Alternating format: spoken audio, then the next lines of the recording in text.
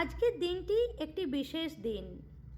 ঘরে ঘরে উলুধ্বনি, শঙ্খের আওয়াজে জমের দুয়ারে কাটা। ভাতৃদ্বিতীয়ার এই শুভ দিনে আমার ভাই আজ অনেক দূরে।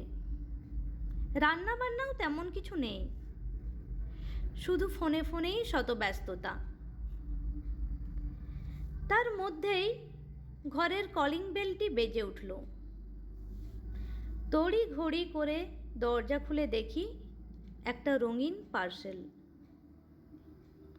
পার্সেল আমার প্রায়ই আসে, তাই নতুন উত্তেজনার কোনো প্রশ্নই নেই।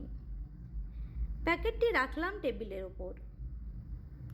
কিছুক্ষণ পর দেখি রিকের ঠোঁটের একপাশে চাপা হাসি, যা আমাকে কৌতূহলী করে তুলল।